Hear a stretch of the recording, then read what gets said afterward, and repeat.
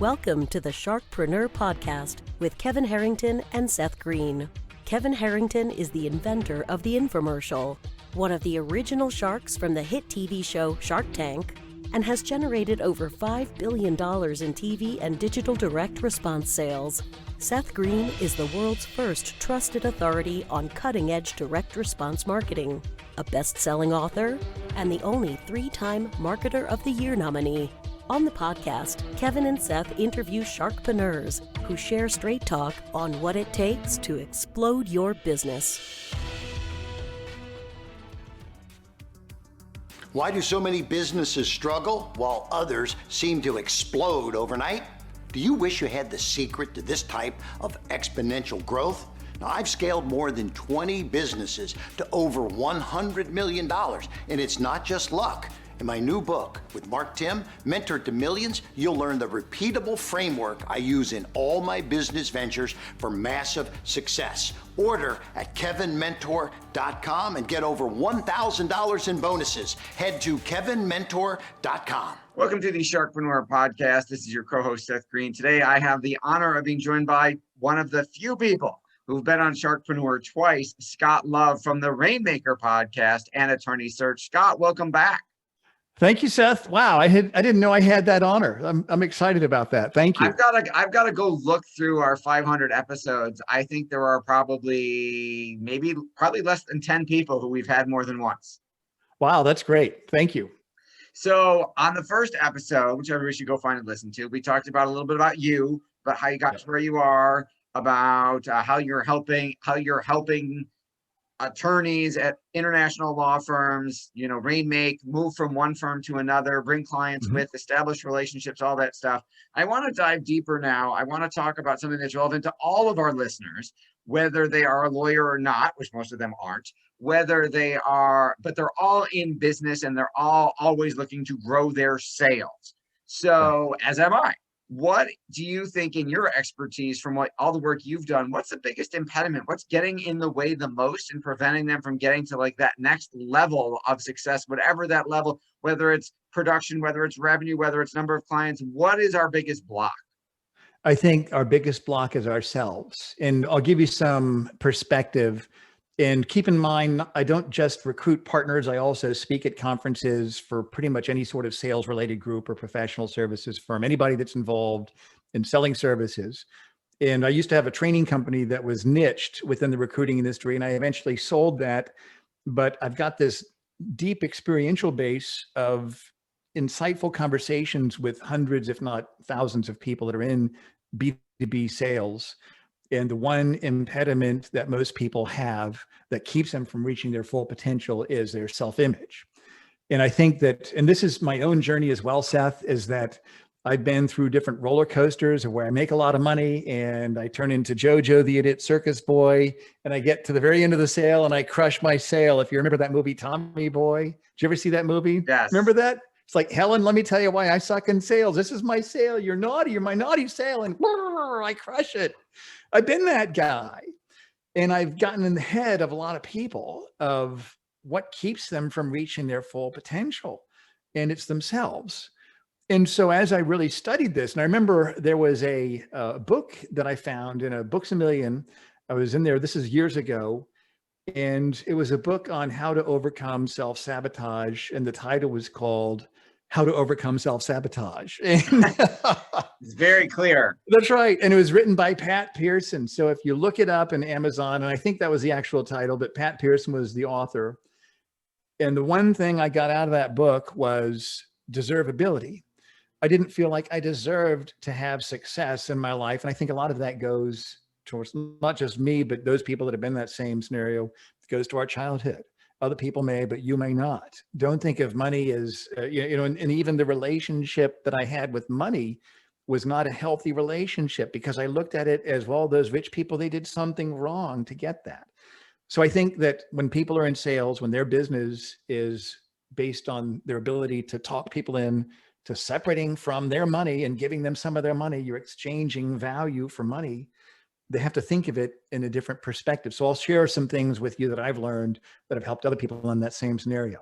That'd be great. Is when you talk about that relationship with money. It's you have to change the way you think about the way your parents taught you to the way money is nothing more than a representation of the exchange of value. And you create wealth by looking at how much value can I create. And so that's just one change. I've shared that with a lot of people, and just that one change, it changes their perspective. The other thing is the relationship that people have with ourselves, the concept of emotional awareness, emotional intelligence, how we manage our emotions and effectively, and how we positively influence the emotions of other people. If people have this disconnect, if they don't understand that they're truly responsible for everything that happens to them, even when they're in the middle of adversity, they still have a choice in how they choose to respond to that adversity when they grow in that emotional awareness. And I think kind of going back to what you said, the impediment of self-image is that if they're in a scenario where they start seeing they're starting to get more of what they want, they might sabotage that, and it's a self-fulfilling prophecy. So I've seen a lot of professionals that they have to do the work in growing in their self-esteem to really build that, so that they can see themselves as somebody that's truly worthy, that deserves to have those blessings in life. That is very, very well put. I would agree. I think another great book on that topic is Psycho-Cybernetics by Maxwell Maltz. Yeah, absolutely. Yes, where Dr. Maltz talked about how you can't outperform your self-image. And if you make 250 grand a year and you believe you're worth that, then if you push really hard and maybe you get to 350, but then the next year you're going to sabotage yourself and take yourself back down to where you're comfortable. And we've got to do the work on the self-image. So how do you do that? How are you seeing professional salespeople and entrepreneurs do the work to expand that self-image so they can get to that next level? That's a good question. And I'll give you an example. There was a recruiter that worked for me who he'd never done recruiting. He'd never done sales. He joined my company years ago and said, I'll do everything you tell me. And his first year, he built 300,000. He was making six figures in his first 12 months of the business. And the next 6 months, he did absolutely nothing in terms of billings. And I was kind of perplexed. Why is it that somebody that did so well so soon would go through this 6-month period of everything falling apart? And we did deal autopsies on all the deals that should have closed but didn't. And I found in 4 of them, there were specific events where he didn't do things that he should have done, or he did things that he shouldn't have done to where the deal didn't close. And so I think it was, he just didn't see himself as being successful.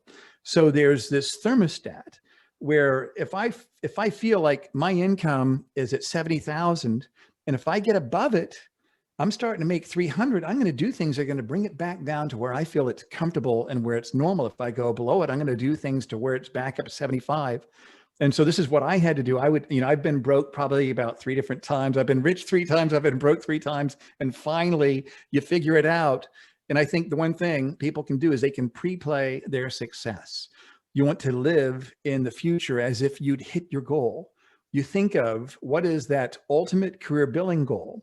What is it that if you're able to do what you're supposed to do every single hour of every day for a year, what are you truly capable of doing? There was one person I was advising, and I asked her this. I said, if you're able to produce every single hour of every day and work at the level that you know you can, and if you did that for a year and you wouldn't burn out and all your relationships would be perfect, what do you think you're capable of producing? She said, I can do 500,000 a year. I'm doing 250 now. I know I can do 500. And I asked her, I said, what's the worst thing that would happen? She said, I'd be very tired. And I said, are you tired now? She said, yes. I said, what's the difference? Get busy.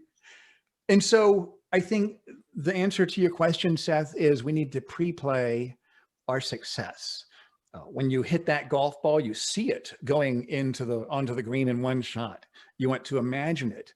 And so what I did when I started recruiting partners, I'd never recruited attorneys before. I'm talking to people that you read about in the Wall Street Journal, people that you see on CNN every day. And I would pre-play that shot. I would imagine myself talking to this attorney. He's taking my call. He's listening to me. He's building trust. He trusts me. And then the second part of that is that you replay. When you've achieved certain successes, then you take a few of those and you imagine those in your mind before you make that call, before you have that Zoom meeting or that in-person meeting. You think through of previous meetings that occurred to where it worked out and your clients bought from you. So I think those are a couple of ideas that people can do to kind of get that self-esteem up and increase the odds of success. I think those are great tips. Now, what do you find? Let's put the self-esteem issue aside for a second. What are you finding is working best for inspiring others to get them to move to that, to want to move to that next level and get them to want to own their worthiness? Yeah, I think so. Like if there's a sales manager that has a group of salespeople that work for him or her, it's leadership. It's being able to set the vision. This is what our organization is all about. These are our values. This is our vision. This is our mission. This is why you have significance, and being clear in directing them and telling them, this is what I see within you. I've had people that have worked for me where the ones that have worked out, I let them know that this is the skill that you have. I've got a colleague right now that works for me and she's magnificent in her people skills, but we have to work on things. And I told her, I said, everybody is unique. Everybody has something that's distinct about them. And she's got a lot of sass. I mean, she's got a lot of sass, and that's who she is. And I said, go with that. That's who you are. People love that, and that authenticity. And so I think realizing that every person on your team has some sort of magic about them, and you need to see what that magic is and help bring that to the surface. I think that's one thing that people in a leadership role can do. Absolutely. What do you like best about doing the Rainmaker podcast and the people you get to talk to? I learn. I'm sitting at the feet of people like you. We've had you on the show that'll be coming out. And I like the fact that I have a reason to talk to people that have something to share. And so I feel like I'm Tom Sawyer, people are paying me to paint the fence, right? I get to learn. And I like the fact that it builds that visibility within my recruiting niche, and that I've been able to get in front of other groups from that, from the Rainmaking podcast, to speak at their conferences. But more than anything, it's just a chance to learn, Seth. That's great. Now, when you are you doing follow-on work? So if the law firm is hiring you to do the recruiting, when you bring the lawyer over from firm A to firm B, does your role end there, or are you providing like ongoing mentoring and coaching and stuff like that to help make sure that the transition is a successful one? How does that work? It depends. It depends on, do I need to do that? A lot of the time, the firms that I'm working with, they'll have resources in place that help partners get integrated. Sometimes they'll work with coaches. They've got coaches on staff that help them to really develop their business. But more than anything, it's maintaining the relationship, and it's learning, here's another story. I place a partner with a firm and I keep in touch with that partner. Sometimes that partner will have friends of his or her that he or she will refer me to. Now I've got a connection. I placed so-and-so at this firm. He spoke highly of you. We thought you might be a good fit for them. So it's really understanding the firm's story and how I can be part of that story. But more than anything, it's looking at how can I continue to serve that firm with future placements.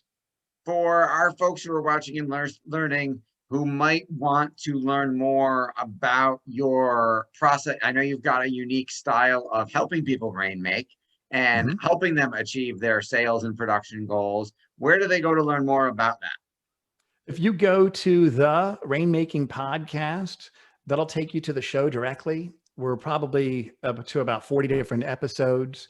And I've got other articles. People can just Google me and find other articles that I've written. I also wrote a book on leadership called Why They Follow. If you go to Amazon, type that in, Why They Follow, because the premise, and it works for people in sales also. If you think about what we do in sales, we're in the ability of building trust and getting people to take action. Same thing in leadership. I need to build trust with my team and get them to take action. It's the exact same concept of influence.